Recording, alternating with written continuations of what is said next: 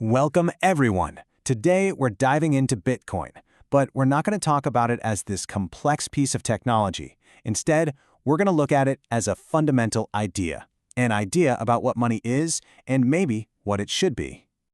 I mean, it seems like a simple question, right? But the answer, it's way more complex than you might think. And honestly, this very question is the key to understanding why Bitcoin even exists in the first place. All right, so let's jump right in. If we're going to understand the future of money, we first have to go way back to the absolute basics. So, for anything, and I mean anything, to be considered money, it has to do three key jobs. First, it's got to be a store of value. You know, the money you save today should still be worth something tomorrow. Second, it needs to be a medium of exchange. Basically, you need to be able to go buy a coffee with it. And finally, it has to be a unit of account, which just means we can price things in it. Now here's where it gets really interesting. Lots of things throughout history have checked a few of these boxes, but there's one property that is absolutely crucial, more important than all the rest, and that's scarcity. Without it, any form of money is basically doomed to fail, sooner or later. This idea is often called the stock-to-flow ratio. Think about it. It's the main reason gold was money for thousands of years. It was just incredibly hard and expensive to get more of it out of the ground. You couldn't just go pick up more gold on the beach like you could with seashells, or manufacture more of it like you could with glass beads. So let's move forward and see how these principles actually played out in the real world during what some call the era of the classical gold standard. For a pretty significant period, the world actually ran on what we'd call sound money. Being anchored to gold brought stability, it boosted global trade, and it really encouraged people to think long-term. But then, war changed everything. And this is a brilliant illustration of a concept called low time preference. Think about it. If you're confident your money will hold its value, you're much more likely to save, to build, to invest for the future. You start planning for your kids or even your grandkids, not just for your next paycheck.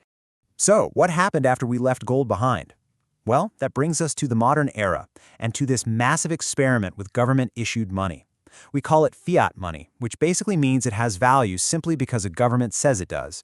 And the crucial difference is right there in its DNA. Fiat money has no real value on its own, and its scarcity isn't determined by physics or chemistry, but by the decisions of a central bank. It can literally be created out of thin air. And what's the result of that? Well, as you can see from this chart, it leads to a constant and sometimes massive expansion of the money supply. We're talking an average of over 30% per year across the globe. That's the hidden tax that we all know and feel is inflation. What's worse, the system isn't exactly fair. You see, when new money is created, it doesn't get distributed evenly. Governments and big financial institutions get it first. By the time it trickles down to the rest of us, prices have already gone up. This is called the Cantillon effect, and it's basically a quiet transfer of wealth away from savers to those closest to the money printer. So after laying out the problem with fiat money, let's explore how technology offered a pretty unexpected solution, one that actually brings us back to those original principles of sound money. This number right here is everything. 21 million. Unlike any government currency or even a physical commodity like gold, Bitcoin has a provably finite supply that cannot be changed. It's baked right into the code. And as you can see here, Bitcoin was essentially designed from the ground up to digitally mimic and, in some ways, even improve upon the very properties that made gold work as money for thousands of years.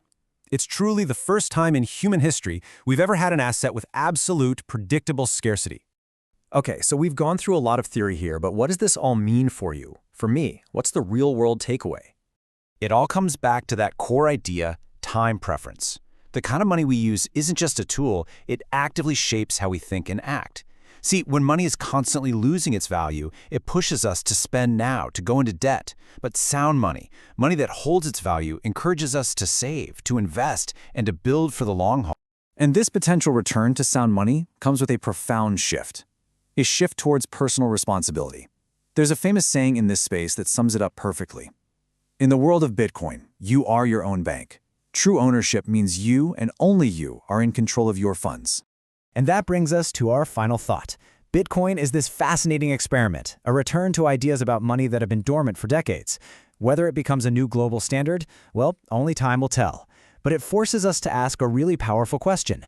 What would our world look like if we had sound money once again?